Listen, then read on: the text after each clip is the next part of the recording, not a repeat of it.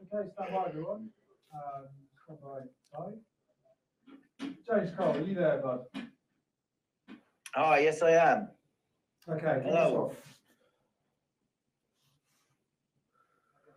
Kick us off. Should I start? Yeah. Ty, how are you feeling? What's it like this week, waiting to get the news on selection? Yeah, I'm feeling good, thanks. It's nervous, isn't it? Everyone's a little bit on edge. Suppose we're into the nitty-gritty of the tour now, and I think it means a lot to people. So I think everyone's just kind of waiting to see how it pans out, or if you're in or out. And is that tangible around the camp? That nervousness?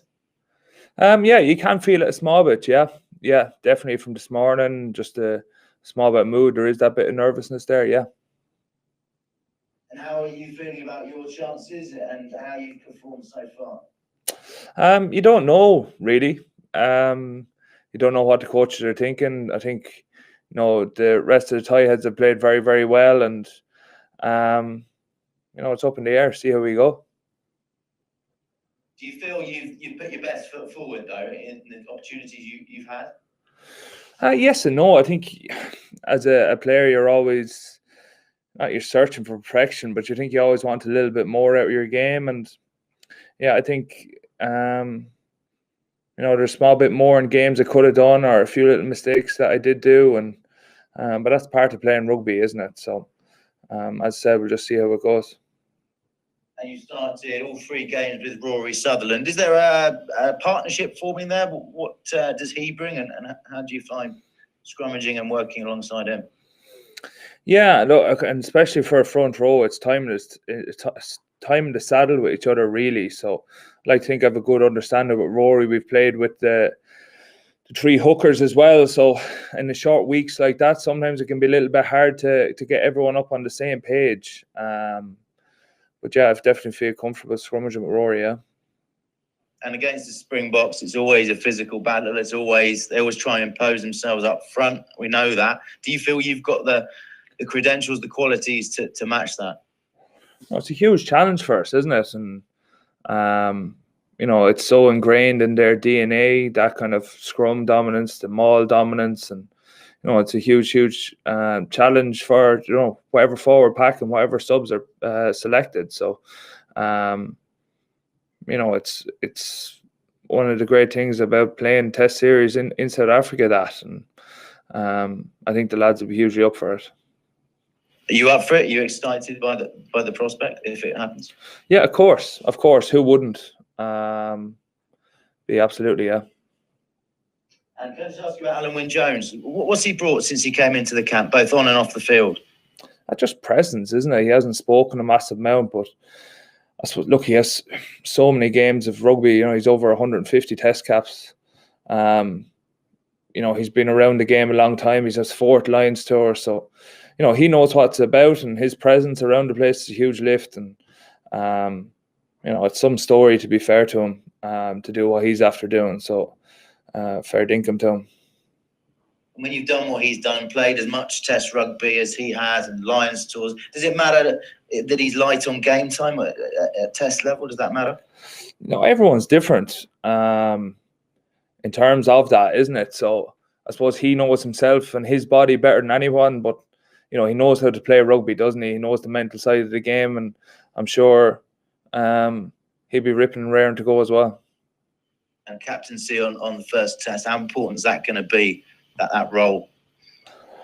Look, I suppose it's important in any team, isn't it? How you, I suppose, communicate with refs and guide people around the thing. But I think there's a lot of strong leaders within the group, coming from not only club captains or club leadership groups, but international captains and international leadership groups as well. So there's so much experience out there.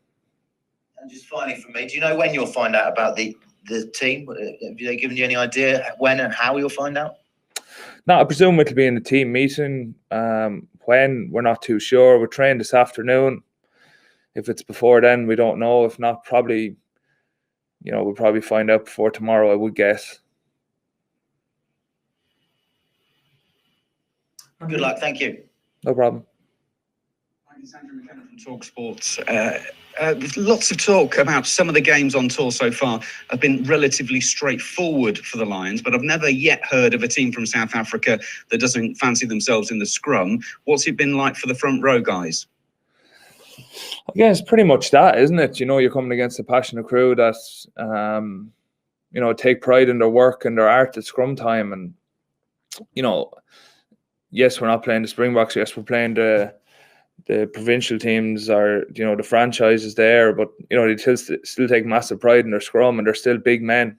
So, you know, it's been tough. It's been a good workout for us. It's been a good challenge. And, you know, as I said, it's trying to get, you know, on the same page very, very quickly, and getting the feel of the scrum right really would be a big thing for me because, you know, it does take time to create a bit of partnership.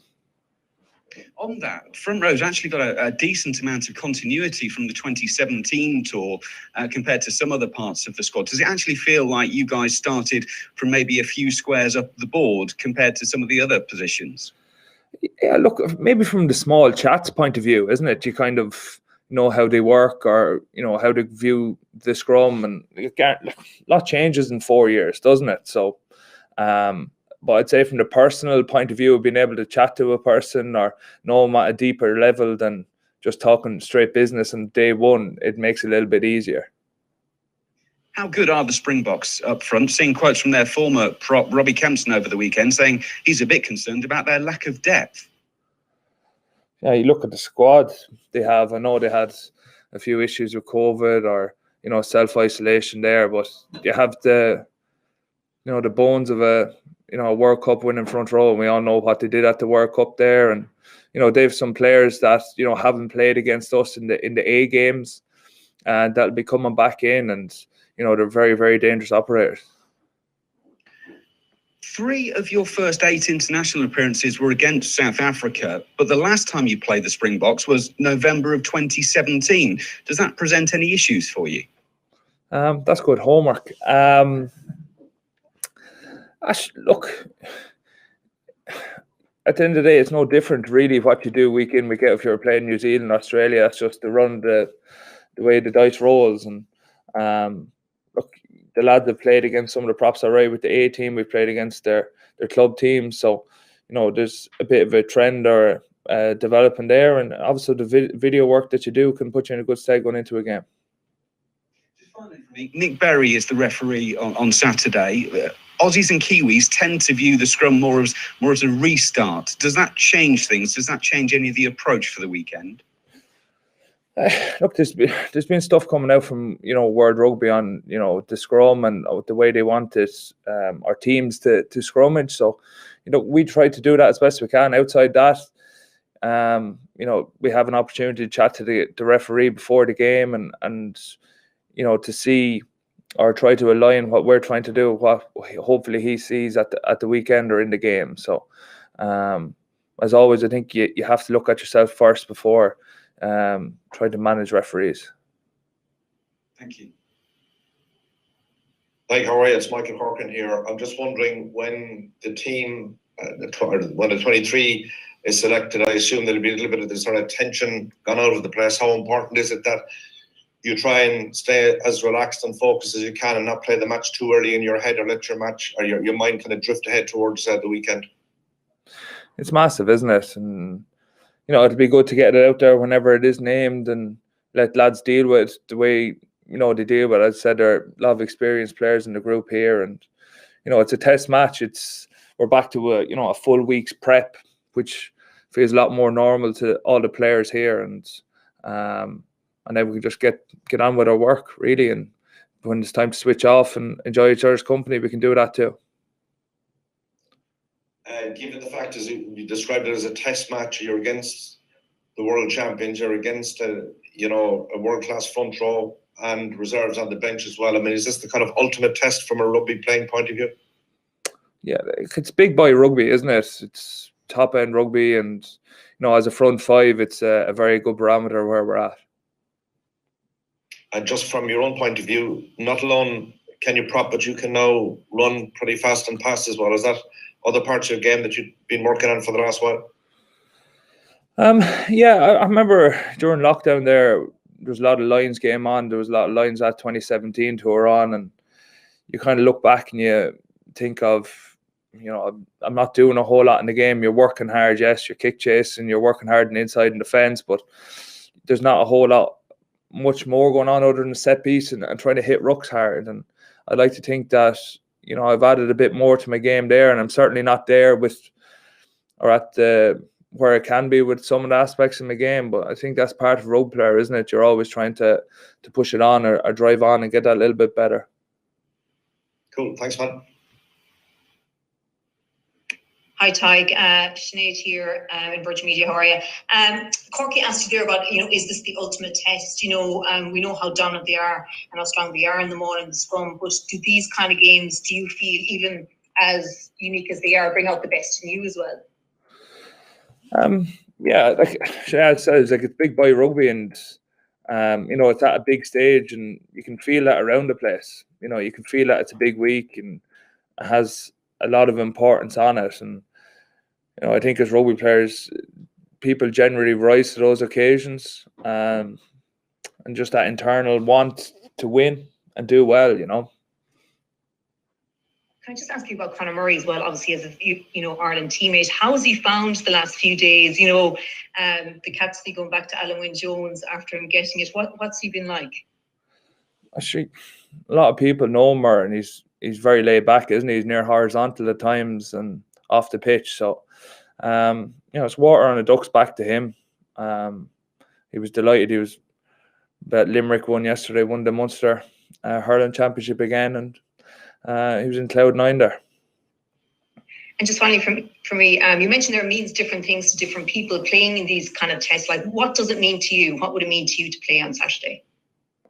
It means so much, not to get personal about it, but I've been through, a rough enough year with injury and stuff like that. And I suppose there's always a light at the end of the tunnel where, why are you doing it? You're doing it to try to go on a Lions tour, aren't you? And, to try to do something special as a group of players. And, that means a lot. Good luck. Thanks, Mike. Hey, Tadgh, how's it going? What's the crack with you being a DJ now? It's over-egged, to be honest with you, really. Long and short of it is Tom Curry found decks. They brought a lot of stuff over here for us, just to keep us entertained, obviously, with the hotel and stuff like that. So Tom Curry found decks and decided he wanted to be a DJ, and I was like, look, let's have a go, or a bit of crack, try to learn a new skill or what have you. And it went terribly. And then we found out Josh Navidi, or Navici as we're calling him, he actually is a DJ. He actually does a bit of DJing in clubs. So we tried to learn a little bit off him. We've done a coffee morning, heavily helped by Navici. And that's about it. We're terrible. I wouldn't be trying to sell any tickets or at night time soon. Go well this week.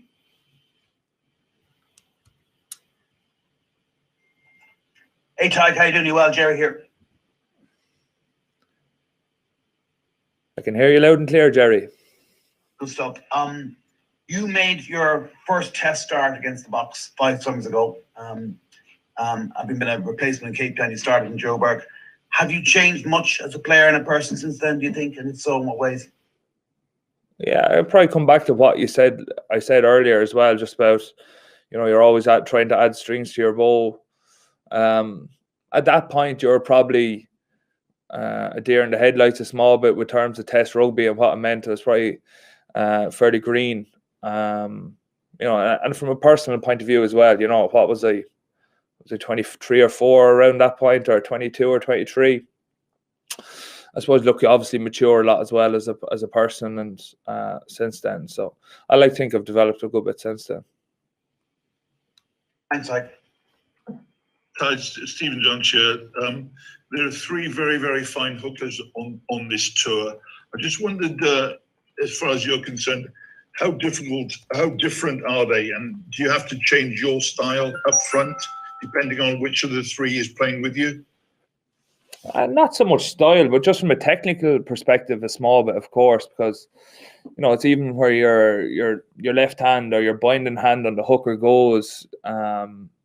just trying to get your shoulder position right through the left-hand side there. So there is a little bit of tweaking. Obviously, it's a very technical position, the front row, and as I said, trying to get the feel right with all of them, or where they bind on you, or what way we're trying to align, etc., etc.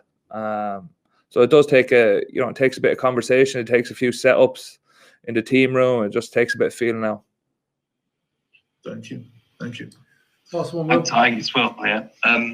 4 years ago, what were your emotions like in the similar week with the tests looming? And can you kind of tap into that, knowing what you went through and working out who was going to get selected and stuff like that, and you were successful that time? Is that going to help you this time? Who knows? It's hard to put yourself back in those positions again, and I suppose it equally means as much to you now as it did then. And tapping into emotions, hopefully it's a short wait to find out, but time will tell. Do you remember how you felt that week? To be honest with you, I can't. I just remember being very nervous. Obviously to hear the team at the second, after we lost the first test, I remember being very nervous in the team meeting where you named team, obviously because you could kind of feel a few changes were coming, and we slipped up on 2 or 3 or 2 scrum penalties, I think, in that game. So you never know. Okay, good luck. Thanks, Tadgh. Thanks very much, everybody. Thank you. Cheers, Tadgh. All right, bud. Thanks, Tadgh.